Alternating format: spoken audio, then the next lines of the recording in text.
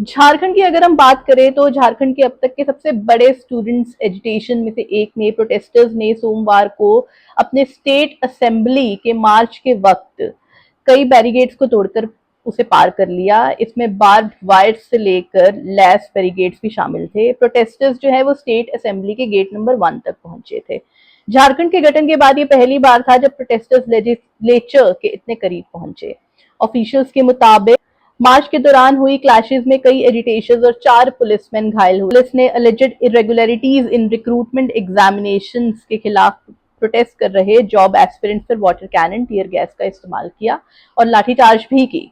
Assembly तक पहुंचने के बाद भी स्टूडेंट्स अपनी डिमांड्स तक अड़े रहे। उनकी प्रमुख डिमांड्स में 14 जेपीएससी प्रीलिमिनरी एग्जामिनेशन को कैंसिल करना और जेएसएससी सीजीएल एग्जामिनेशन में सीबीआई इंक्वायरी कराना शामिल है। स्टूडेंट्स ने स्टेट असेंबली के बाहर सिट इन प्रोटेस्ट किया और उन्होंने कहा कि जब तक उनकी डिमांड्स पूरी नहीं होती वो वहां से नहीं हटेंगे। इस मुद्दे को लेकर पिछले 9 दिनों से हंगर स्ट्राइक पर बैठे स्टूडेंट लीडर देवेंद्र नाथ महतो भी एम्बुलेंस से प्रोटेस्ट साइट पर पहुंचे। उन्होंने स्ट्रेचर पर ही मार्च में हिस्सा लिया।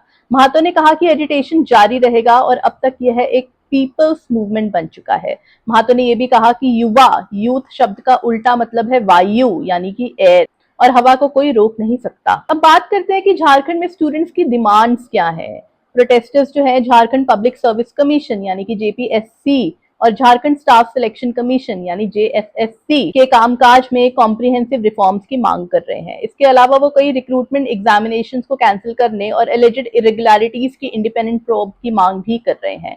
यह इन्वेस्टिगेशन सीबीआई स्टेट के बाहर के रिटायर्ड हाई कोर्ट जजेस के पैनल से कराने की मांग की जा रही है। प्रोटेस्टर्स का यह भी दावा है कि गवर्नमेंट ने उन 13 एग्जामिनेशंस में से केवल 3 को कैंसिल करने पर सहमति जताई है जिन्हें वे स्क्रैप करवाना चाहते हैं। गवर्नमेंट और प्रोटेस्टर्स के बीच कई राउंड्स ऑफ टॉक हो चुके हैं, लेकिन अभी तक इस डेडलॉक को खत्म करने में कोई सफलता नहीं मिली है।